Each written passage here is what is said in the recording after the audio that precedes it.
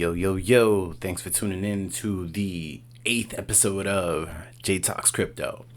And this time I'm going to be talking about Bitcoin versus Ethereum, revisiting the DAO hack and my thoughts on, I don't know, just I guess where Ethereum is going and what I'm doing personally. So I am mostly Bitcoin. I've always been. And I started dabbling in Ethereum when it really started running up from 200 to 500. But I always have held at least one Ethereum. And since I pretty much got into crypto, when I first got into crypto, I was trying to trade from Bitcoin into Bitcoin Cash and a couple of other things because I didn't really understand the space. And then very quickly I realized that Bitcoin is the name of the game and nothing else is. And but eventually, but I realized, this Ethereum thing, it does well. So I would always just throw 20, $50 into it, and whenever it would rise a little bit, I would just trade it back into Bitcoin. And but I always kept at least one, and I remember that first one that I still have, technically, is I got it for around $80-$90. I copped a couple around 200 and 500, and I've been riding it, and I was on the ETH bandwagon for a bit because to me it seemed sufficiently decentralized, and there were things that that did bother me on some parts, with Vitalik being kind of the figurehead. But then the way that I saw it too is just Uniswap wasn't built by Vitalik, it was audited by him, and there's a million different projects built on Ethereum that aren't built by Vitalik, and they thrive. Compound, Aave, and all these Chainlink, and all these other projects they exist on top of Ethereum. And I was just kind of it seems to have a use case. So I was just kind of let me check it out. I did a whole bunch of stuff from starting in January. I opened up pools on Uniswap. I spent over an ether on gas fees. So I'm pretty well versed in in the Ethereum ecosystem. I do have skin in the game. I still hold my one Ethereum, and I got it for $85. I don't think I'm ever gonna sell it.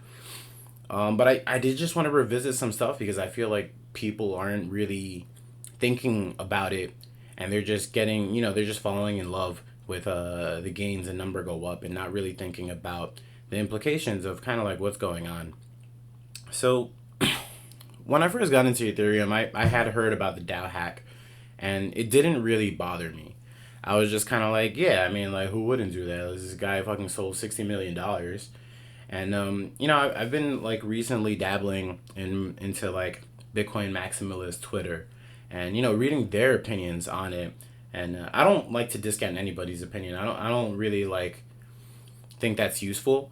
And, a lot of times people just completely shun the maximalists, so to speak. But I started to look into their philosophy, and I'm just kind of oh, I get it a little bit. They're not just dismissing it. They actually have super valid critiques. And one of the most valid critiques, I think it came from this guy named Gigi.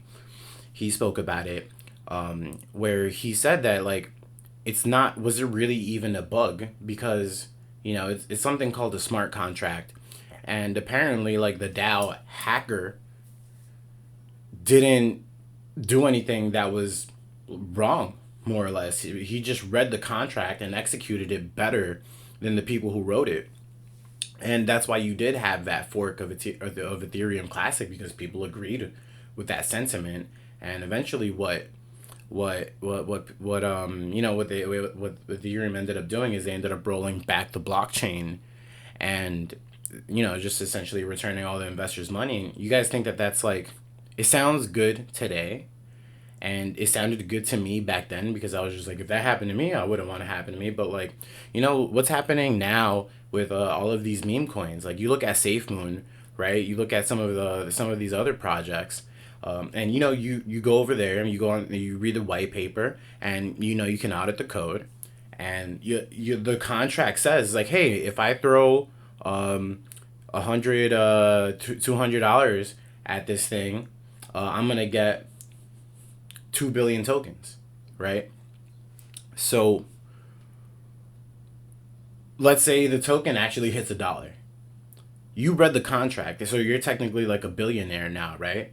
Now, would you feel comfortable if they just were like, no, like you don't deserve the $1 billion because like you read the contract? It's just it comes off like on some fuck you shit, and it's not really like decentralized. That's not like how Bitcoin works. Bitcoin, like anyone can read the contract and it executes perfectly every single time, and there's no issues. No one's rolling back shit, and I don't know. I guess I just wanted to put it out there like that. That's one of the things that's kind of like opened my eyes recently. I'm still gonna hold on to my Ethereum for now, unless it gets to like some ridiculous level where it's like, if it comes close to actually flipping Bitcoin, like I'm trading that shit into Bitcoin ASAP, and I hope y'all know that, because I just it's like the way that I picture it too is in the long run, what's the real bull case for Ethereum?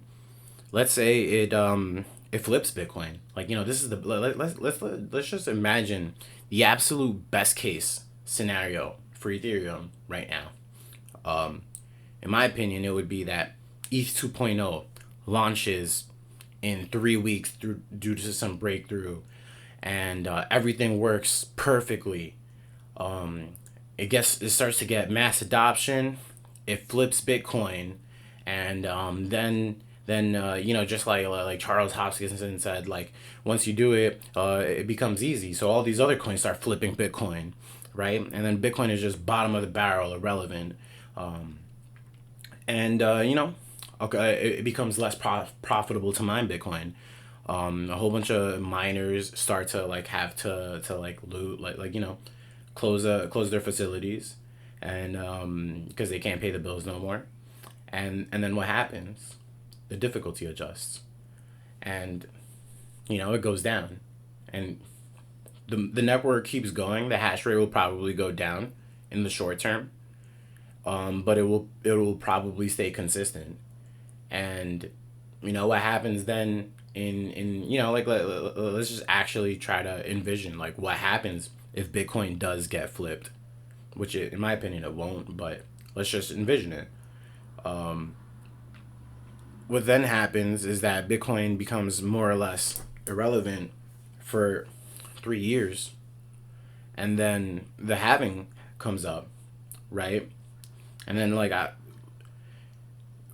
what happens then? This thing that like everyone's discounted starts to pick up in price again, and then everyone's like, what's going on with this thing? Why is it picking up price? Isn't it irrelevant? Why is it gaining on Ether? We flipped it 4 years ago. And that's why I would still buy Bitcoin any day over Ethereum, just because it's if anything does flip Bitcoin, Bitcoin is programmed to suck the life out of it.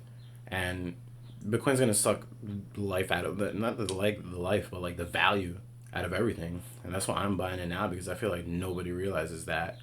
And you guys could introduce any blockchain that you want, and I'm just kind of like realizing like, yo, like whatever happens, the Bitcoin has the halving going for it, and the difficulty adjustments, and I just feel like you can't really compete with that just because it's been set in stone for such a long time. And anything that accrues in value faster than Bitcoin is eventually going to flow towards Bitcoin in the long run. Because why is everyone buying these projects? They're buying it because number go up. So what's going to happen when they see Bitcoin going up again?